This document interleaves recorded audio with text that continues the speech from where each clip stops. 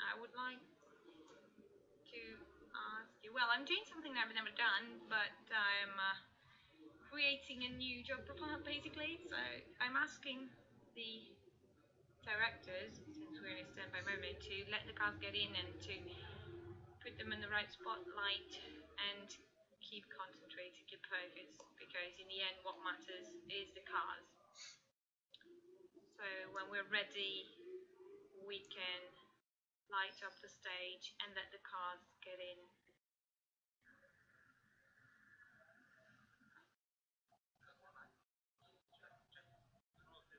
Ok, facciamo entrare la macchina.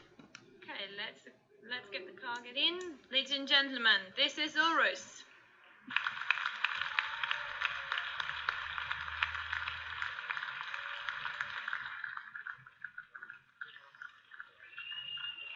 Ah, sì. Illuminiamo? A little bit of light.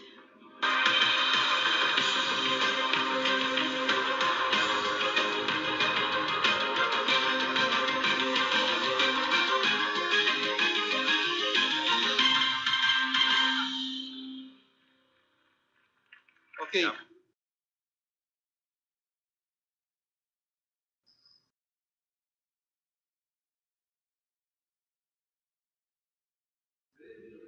Believe me, this is not easy at all, but it's more interesting, more stimulating. So let's now get to the technical core of the car. So I can give the floor to Marito Reggiani, our Research and Development Director, in order for him to explain the most important technical features of this car. Thank you very much. See you later. Ok. Okay, let's start with Urus. Well, Urus is already here with us.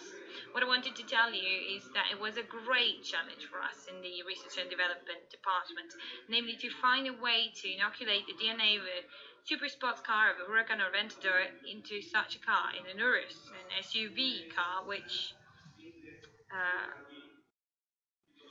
puts two question marks. First of all, the height of the car, because the gravity center is very high, and the weight of this car, the mass, which is much bigger than, of course, a normal car. Our goal was to have the same DNA.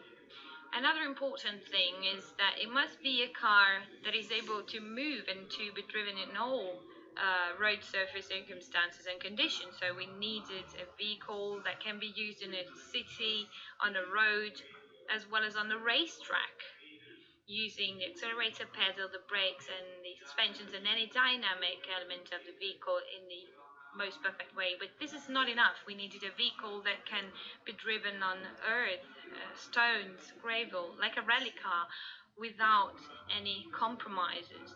The other challenge we had to face was to have a car that is able to surf on desert dunes. So with a special setup, this car can exploit its power and drive completely on dunes, on sand, and on any other road surface. And last but not least, low grip conditions that you can find wherever in the world, like on snow and ice.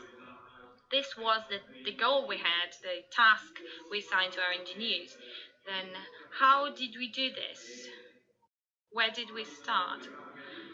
Since I have no graphics behind me, it's difficult to describe it, but when we start with a new project, we always have the radar diagram, which is a way for us to compare different cars and to identify the super sport car's features. So we define the profile of a super sports car by Lamborghini, and we sort of try to understand what the SUV's features are among the top range, the existing top range SUVs. And then we created the profile of Urus by taking the peculiarities of the best SUVs available, keeping it as close as possible to our super sports car. And we came to the profile of Urus, which has the Lamborghini DNA. This way we defined a sort of mission. The mission is composed of individual goals that can be attained. The first one, which is the most important for sure for Lamborghini, is the engine, the very heart of every Lamborghini. For this vehicle, we've selected a V8 twin turbo 4-liter engine with 650 HP, 850 Newton meters. This is the very first turbo engine in Lamborghini's history, and for us, it was a very tough decision aimed at the very purpose of this car. The turbo was necessary because this car had to be able to do what I've said before, so to be driven on any road surface and overcoming any kind of obstacle. So the gearbox is equipped with an electro-hydraulic torque converter, and it has 8 speeds in order to convert and exploit the maximum power the best way, as I've said before. And in order to guarantee the all-wheel drive, we've introduced a completely new system, which is a central torsion differential, self-locking differential. And for the first time, a torque vectoring rear differential was introduced. This is different because it is not just able to dissipate energy, as it usually happens in differentials when one wheel spins, when it has no grip. With torque vectoring, the torque is transferred to the other axle in order to make it possible to still have drive and to guarantee the best road grip conditions for the vehicle. And the purpose to all of this is, of course, for the vehicle to be on the ground, which means to have systems that make it possible to exploit all of this energy, all of this power. On Urus, for the first time, we've implemented air suspensions, which make it possible to have different ground clearances, which makes it possible to have a lower setting for the car when you want to use it on a racetrack or a sportway, or when you use it off-roads, you can lift the car and increase the clearance in order to avoid any possible obstacles on the ground. This is not enough, of course, because also in terms of comfort, the air shock absorbers make it possible to have an optimum filtering when the car is used in a city traffic, for instance, so it guarantees extreme comfort. As you can see, the wheelbase is quite long for this car, so in order to make it more agile, we've introduced the rear wheel steering. This makes it possible for the car to improve its dexterity, and it is as if the wheelbase can radically be shortened by 50 centimeters or so. So you can shorten a wheelbase or lengthen the wheelbase depending on the driving conditions in order to guarantee the best stability conditions under any circumstances. Always on this vehicle, we've introduced the active anti-roll bars, the movable anti-roll bars, which make it possible for the vehicle to change the stiffness of the suspension. So ranging from the typical racetrack conditions where you need stiffer suspensions on both sides or on different sides, or to different stiffness when you have irregular road surfaces, in order to adapt to the road surface the best way. The braking system is something you can see straight away. I don't need to describe it. It's the most powerful available braking system in the world. We've got carbon ceramic brakes with 440 millimeters in the front and 370 millimeters in the rear, which makes it possible for such a car to be top performing and be equal to his sisters in a way, We've developed new tires that are completely new with Pirelli. They have a different cross section in the front and in the rear in order to make it possible for the car to be more agile and flexible, in order for it to be more sporty and to be used on the racetrack and to have a better handling. And in terms of cross section, you've got 21 inches and 23 inches, and the 23 inches are the biggest tires we have as a standard equipment for a car in the world, actually. This is necessary in order to create the best contact between the driver and the road surface. It is vital for the comfort use, for the tires to filter any irregularities in order to reduce vibrations. But when you use the car on the racetrack, you need the driver to really feel the road surface, to really feel the track. This is the reason why this whole system is the best technical result we could ever achieve. We've been talking about power and how to transfer this power to the ground, but like in every living thing, and a human body as well, what matters is the brain. So how to have full control of this power. So we need a control system that is also easy to use. The driver doesn't have to lose time, to waste his time finding a way to manage all this. This is why we created a system you have the chance to see later on in the car, which is called tamburo. The tamburo is a cylinder-shaped selector located in the middle of the central tunnel for an ideal ergonomic position for you, so in the most accessible position. And thanks to this system, it is possible to use two levers. The one on the left makes it possible to just click in order to switch between the different driving modes of the car: Strada, Sport, where of course you have more fun to drive. Then you've got the Corsa, which is the most performance-oriented mode, where the engine really becomes wicked and it enables you to have a super sport performance.